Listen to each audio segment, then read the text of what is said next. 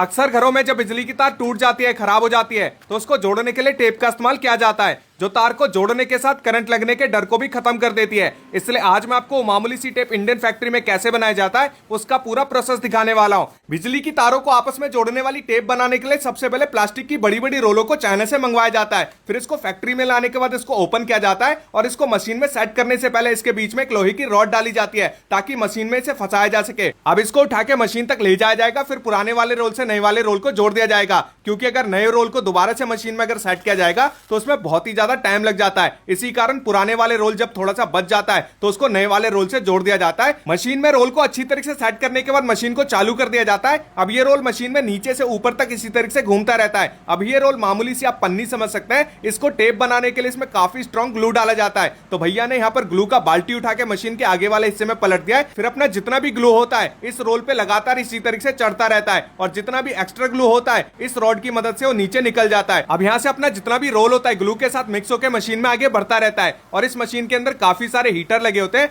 जो कि रोल के ऊपर जितना भी ग्लू होता है उसको सुखाने का काम करता है। और यहाँ से टेप बनाने का मेन प्रोसेस भी स्टार्ट हो जाता है, जिसके लिए भैया ने गत्ते का एक पतला सा रोल लिया है और उसको टेप वाली शीट के साथ अच्छी तरीके से जोड़ दिया जाएगा। तो ये देख सकते हैं इस तरीके से जोड़ा जाता है और जो अपना रोल बनके तैयार हो जाता है उसको काट के अलग कर दिया जाता है। फिर इसको मशीन में इस तरीके से सेट कर दिया जाता है और मशीन को चालू कर दिया जाता है। अब यहाँ से जितने एमएम का टेप बनेगा उस हिसाब से मशीन को सेट कर दिया जाता है। जैसे अभी जो टेप बन रहा है जिसकी थिकनेस 0.125 mm, लंबाई 8 मीटर और चौड़ाई 18 mm है। और जब एमएम पूरा हो जाता है तो यहाँ पर ऑटोमेटिक तरीके से मशीन बंद हो जाता है। इसके बाद भैया नया गत्ते का रोल लगाते हैं और जो हमारा टेप का रोल बनके तैयार हो जाता है उसको काट के अलग कर लिया जाता है। इसके बाद एक एक करके इसको इस तरीके से जमा किया जाता है। तो भैया कुछ ही घंटों में काफी सारा यहाँ पर टेप का रोल बना के तैयार कर देते हैं। फिर इस रोल को स्लाइसर मशीन में डाला जाएगा और इसकी एक एक करके कटिंग की जाएगी। तो ये देख सकते हैं इसको स्लाइसर मशीन में सेट करने के बाद ये अपना कटर आ चुका है। इसके बाद एक एक करके इसको इस तरीके से काटा जाता है और इस काम को बहुत ही ज्यादा बारीकी से किया जाता है, क्योंकि जरा सी भी गलती हुई तो पूरे टेप का रोल खराब हो जाएगा।